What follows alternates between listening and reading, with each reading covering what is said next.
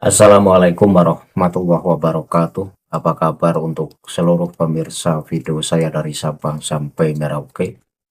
Semoga selalu diberi keberkahan, rahmat, dimudahkan segala urusannya, dimudahkan rizkinya, diberi kesehatan oleh Allah Subhanahu wa Ta'ala, serta diberi hidayah oleh Allah Subhanahu wa Ta'ala untuk orang-orang yang belum mendapatkannya.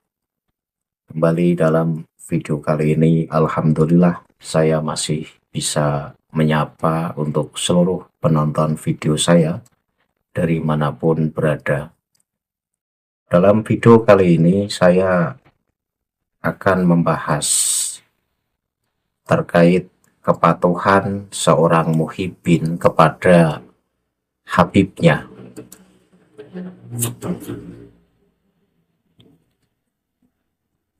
serta sikap selalu husnudon seorang muhibbin kepada tuannya atau kepada Habibnya. Ini tidak terlepas dari keterangan kitab-kitab Ba'alawi yang mendoktrin bahwa dengan berburuk sangka kepada Habib saja bisa menjerumuskan seseorang masuk ke dalam neraka. Ini betapa mengerinya ketika doktrin semacam itu ternyata sudah tertulis dalam kitab moyang-moyang Ba'alawi. Ya, maka ketika Habib-Habib yang ada di Indonesia kemudian memakai makalah-makalah dari moyang mereka dijadikan sebagai senjata untuk mendoktrin kepada para muhibbinnya agar tidak berani macam-macam kepada Habib, ini sangat pas. Kenapa saya bilang sangat pas? Ya karena merujuk pada kitab-kitab moyang mereka. Dan bodohnya lagi, muhibbin ini ketika didoktrin dengan pernyataan semacam itu ya manggut-manggut saja. Walhasil muhibbin ini seperti kerbau dicocok hidungnya. Jadi apa-apa yang diomongkan oleh Habib ini selalu dianggap sebagai sebuah kebenaran. Perintah-perintah Habib juga selalu ditaati. Karena apa? Ya karena seorang muhibbin Habib ini memang sudah didoktrin dengan doktrin-doktrin yang menjadikan mereka ini selalu patuh kepada junjungannya.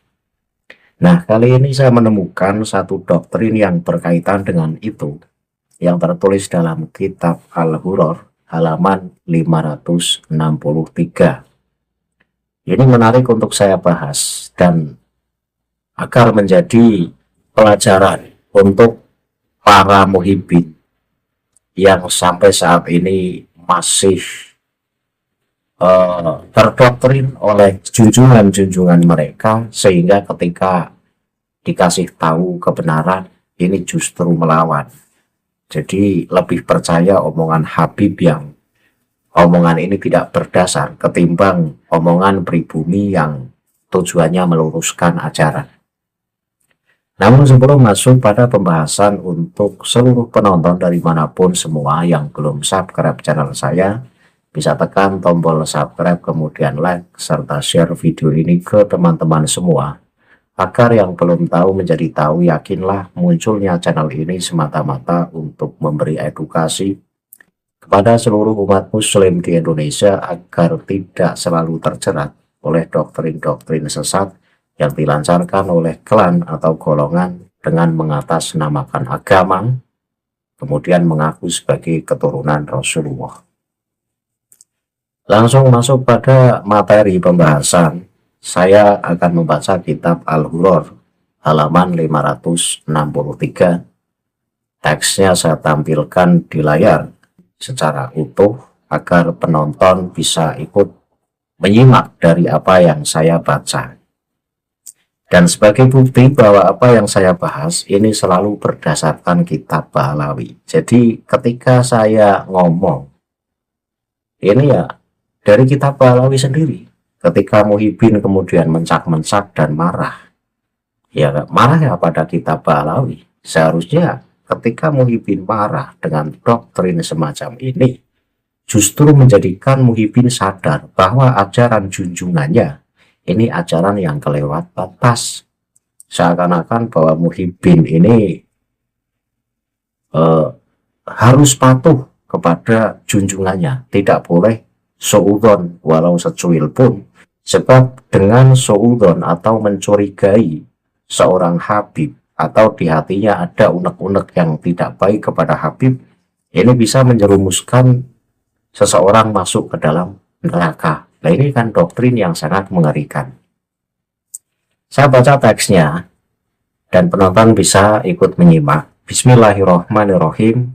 Wa minha ma'ah baroni bihi as-siqatu al-faqihu as-solihu Ali ibnu Abdurrahmani Abu Buhair qala ra'aitu ba'dhaman untu a'rifuhu minan nasi wa kana musyaron ilaihi bil fiqhi dzata lailatin minal layali ka'annahu fi dhahdhahin min nar faqultu li badi man ra'aituhu hawla qabrihi ma hadza bi fulanin qala hadza bi isaati dhannihi fi syaihi Abdillah ibni Abi Bakrin Ba'alawi qala al-mu'allifu afallahu anhu wa ra'aitu ba'dha utqaihi ba'da mautihi fasa'altu an halihi faqala ghafaroli rabbi bi barakati syaihi Abdillahil Madhkuri.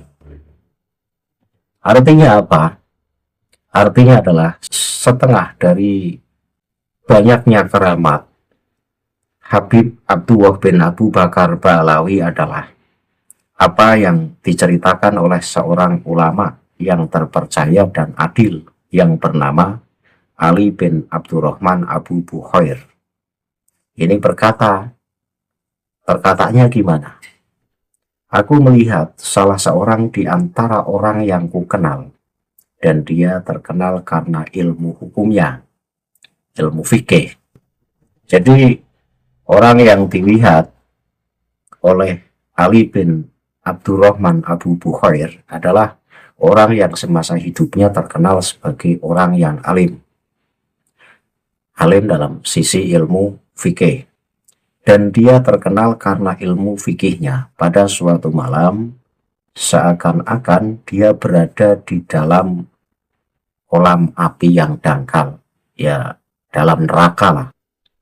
Maka aku berkata kepada salah seorang yang kulihat di sekitar makamnya, ada apa dengan si fulan ini?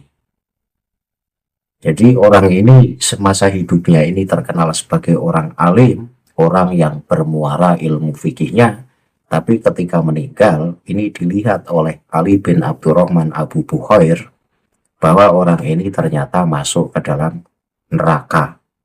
Sehingga menjadi rasa penasaran oleh Ali bin Abdurrahman Abu Buhair. Apa penyebabnya? Sehingga orang ini masuk ke dalam neraka. Kemudian dikatakan bahwa hal ini disebabkan oleh prasangka buruknya terhadap Syekh Abdullah bin Abu Bakar Ba'alawi. Bahkan penulis kitab ini berkata, aku melihat beberapa budaknya yang dibebaskan setelah kematiannya. Maka aku bertanya kepadanya tentang keadaannya. Dan ia berkata, Tuhanku mengampuniku melalui berkah dari Syekh Abdullah yang disebutkan di atas. Ini sudah sangat jelas bahwa disinilah doktrin disematkan. Dalam cerita ini doktrin seorang Muhyiddin kepada Habibnya ini tertulis di halaman ini. Karena di sini diceritakan ada orang yang semasa hidupnya itu ilmunya luas, ilmu fikihnya luas. Katakanlah kiai pribumi, alim dalam ilmu agama, tapi berani-berani suudzon kepada para habib, maka orang tersebut bisa masuk ke dalam neraka. Nah, seorang khotim atau pelayan habib, meskipun itu pelayan, dalam cerita ini masuk ke dalam surga karena mendapat berkah dari Habib Ba'alawi. Nah ini kan doktrin untuk para muhibin. Jadi muhibin ini biar tidak berani macam-macam kepada Habib, walaupun Habib berbuat salah, walaupun Habib berbuat melanggar hukum, maka muhibin ini jangan sekali-kali berani kepada para Habib. Jangan berani berprasangka buruk kepada Habib. Karena doktrinnya bisa menjadikan seseorang tersebut masuk ke dalam neraka. Kemudian doktrin yang kedua, seseorang yang patuh kepada Habib, mau menjadi pelayan Habib, apa yang diperintahkan Habib dituruti. Walaupun hanya seorang pelayan, ini dalam cerita ini masuk ke dalam surga karena mendapat berkah dari si Habib tersebut. Ini pantas saja orang yang sudah kadung menjadi muhibin Habib, ini rata-rata sangat susah sekali lepas dari jerat doktrinnya. Ya berbeda dengan orang yang mendapat hidayah Allah, ini dengan nalar warasnya kemudian bisa berpikir dan bisa meneliti ajaran-ajaran Ba'alawi. Tapi rata-rata ya susah sekali lepas dari jerat doktrin Habib. Pokoknya Habib itu best is the best. Fatwa dari Habib itu selalu benar. Bahkan sampai cerita doktrin-doktrinnya pun oleh para muhibin dianggap sebagai sebuah kebenaran. Yaitu orang yang sudah termakan doktrin. Tidak mau mengkaji ajaran Islam yang sesungguhnya. Andaikan muhibin ini waras, tentu akan membandingkan antara ajaran-ajaran para Habib dengan ajaran yang dibawa oleh Rasulullah. Ini seharusnya begitu. Untuk bisa cross-check apakah ajaran Ba'alawi ini sesat dan menyesatkan, ini harus dibandingkan dengan ajaran-ajaran Rasulullah. Ini doktrin, jadi doktrinnya begitu wow. Berani suudzon kepada Habib, ini bisa menjadikan seseorang masuk ke dalam neraka. Dan cukup menjadi pelayan Habib, nuruti apa kemauan Habib, maka akan masuk surga karena mendapat berkah dari si Habib tersebut. Luar biasa kan doktrin dalam kitab Al-Hurr halaman 563. Nah kalau saya, ya maaf saja, saya jadi muhibin belum pernah. Karena jujur, dari dulu ini pola pikir saya itu orang yang bisa menerima kebenaran yang datangnya dari siapa saja. Dan untuk Habib, dari dulu memang saya tidak simpati ya, karena ya ceramahnya memang beda jauh dengan ceramah kiai-kiai pribumi. Jadi walaupun saya nggak jauh dengan ulama sufi dunia yang rata-rata orang-orang di sekitar desa-desa saya ini berbondong-bondong rutinan ke sana, tapi saya tidak tertarik. Karena apa? Ya karena saya tahu sejarahnya. Dari dulu saya tahu sejarahnya, di mana orang tersebut ngaji dengan serius saja belum pernah. Bagaimana mungkin orang yang ngaji serius saja belum pernah tiba-tiba menjadi ulama besar dan menjadi ulama sufi dunia? Ini kalau bukan branding ya nggak mungkin. Itu adalah salah satu kehebatan klan Ba'alawi, di mana orang yang tidak alim ini bisa di-branding seakan-akan alim. Entah jurus apa yang dipakai oleh Ba'alawi sehingga pribumi ini rata-rata seperti tersihir, langsung kagum, langsung mengakui bahwa itulah ulama sufi dunia. Padahal secara keilmuan ya hasil baca-baca dari buku terjemah saya tahu kok. Coba saja sodori kitab yang gundul, yang tidak ada harokatnya, suruh baca, suruh menjelaskan. Saya yakin mauquf. Karena pegangan rata-rata Habib Ba'alawi itu kan kitab yang sudah diterjemahkan. Jadi yang dibaca ya kitab yang berharokat. Ya walaupun tidak semua, ya ada juga yang alim, ada juga yang mumpuni dalam kajian kitab kuning, ada, saya tidak menafikan, tetapi saya bilang mayoritas yang suka manggung di podium ini tidak bisa baca kitab kuning. Ya bisanya ya cerita-cerita khurafat. Makanya ketika ceramah ngalor ngidul ya yang diceritakan dongeng-dongeng khurafat moyangnya, kemudian mengunggul-unggulkan nasabnya, itu saja. Kesimpulan dari video ini bahwa ternyata alasan kenapa Muhyiddin ini susah lepas dari jerat doktrin Habib karena memang doktrin yang tertulis dalam kitab Al-Hurur halaman 563 ini begitu wow, menakutkan. Barang siapa yang berani suudzon kepada Habib ini bisa menjadikan orang tersebut masuk ke dalam neraka. Sekalipun itu orang alim, karena dalam cerita ini adalah orang yang alim. Orang yang alim punya suudzon kepada Habib.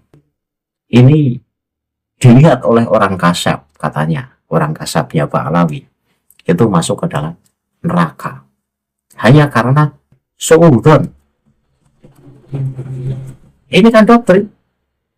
Jadi, pantesan mereka lebih unggul dari pribumi. Bahkan kiai-kiai pribumi sealim apapun, itu dianggap derajatnya di bawah mereka. Karena mereka merasa sebagai klan tertinggi, tinggi kastanya. Dan kiai-kiai pribumi juga banyak yang terdoktrin.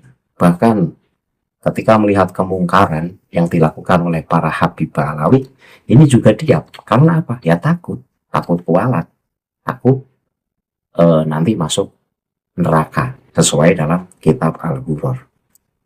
Ya, kalau yang terkena doktrin Habib Alawi itu orang awam sih, saya maklum. Bagaimana ketika yang terkena doktrin ini adalah pemegang jabatan elit di kalangan PBNU?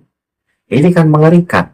Mau dibawa kemana umat NU ini yang jumlahnya ratusan, kurang lebih ratusan juta. Ketika yang di elit saja takut atas doktrin-doktrin Habib Alawi. Yang kedua, doktrinnya, kesimpulannya, doktrin yang kedua berarti siapapun yang menjadi pelayan Habib, hanya menjadi pelayan Habib, apa-apa yang Habib inginkan turuti, ya termasuk hartanya, ya rata-rata kan sukandawir, berarti suka minta-minta harta kepada muhibbinya, turuti. Ya dengan menuruti permintaan-permintaan Habib, nanti masuk surga. Karena memang mereka suka menjual itu. Aneh cucu Rasul. Kalau ente tidak mau ngasih apa yang aneh minta, nanti ente tidak mendapat syafaat dari saya. Kan begitu. Jadi doktrinnya begitu. Wow. Dan itu pribumi banyak juga yang kena mental oleh doktrin-doktrin Balawi sehingga ya nunduk dan mau menjadi budak-budak Balawi. Pesan saya kepada seluruh muhibbin yang juga saudara, karena muhibbin ya pribumi. Saya juga sangat kasihan ketika orang pribumi kemudian menjadi budak antek penjajah. Ini sangat miris. Untuk itu, ayo mulai bangkit, pribumi bangkit bersama, gunakan akal waras, kita kompak, kita bersatu. Kita jaga NKRI ini jangan sampai negara yang sudah merdeka kemudian dijajah kembali. Saya akhiri kajian ini. Akhirul kalam, billahi taufiq wal hidayah. Wassalamualaikum warahmatullahi wabarakatuh. Salam waras untuk seluruh muslim di Indonesia.